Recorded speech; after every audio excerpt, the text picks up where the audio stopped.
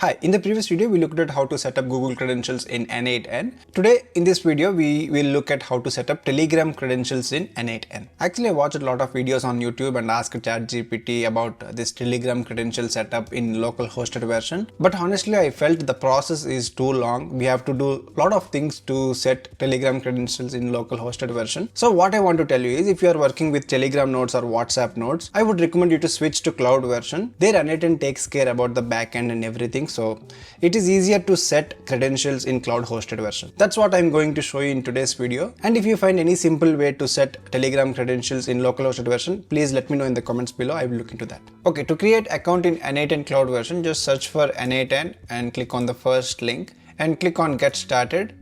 So just you have to fill all your details and then you can click on start free 14-day trial. Okay, now let's create new workflow. Now let's add Telegram trigger. Let's say on message. So here to set up Telegram credentials, we have to get the access token. Let's open the docs.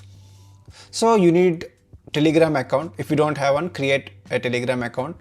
Now open your Telegram and search for bot father.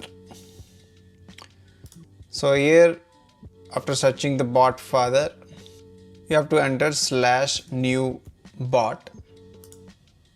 Now it asks to choose a name for our bot. After setting the name, now we have to set a username for our bot. So here before creating a username, once the username is created, we cannot update or change it later. So make sure that you will create what you need. Let's say here N8N testing again. Oh, as you can see, the username must end with bot. We have to say N8N testing bot. So now it's good. If the username is not available, then it asks us to create again. Okay, after creating a username, then it will give us an access token. Just click on that access token, then it will be copied. Let's come to our N8N. So now you have to paste that access token here and click on save. Now our credentials are created and saved in N8N successfully.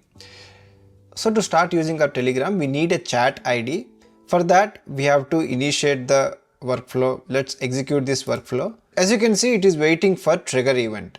That means we have to open our newly created bot. So this is our bot. You can just click on that, click on start, and we have to send a message. Then it reads this message. So yes, our message is sent. Now as you can see, our execution will be stopped and we'll get all the details of our message. So this is what we sent in our bot. So if you want to use the same bot in your practice workflows, you can use this chat ID in that workflows and you can use this Telegram trigger even in the local hosted version. Let's say for example, let's open Telegram node again.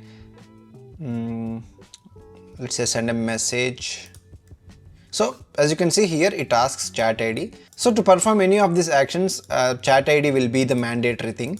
So just you have to copy this chat ID and paste it over here, then you will be good to go. So that's how we create Telegram credentials in N8N. And by any chance, if you are stuck in between while creating the credentials, just go through this documentation, read line by line, then you will be fine. And one more thing, don't get confused by looking at this node. I added this node to just show you how to use the chat ID, and with this chat ID, we can use our same bot again and again in different workflows. So that's what I want to show you.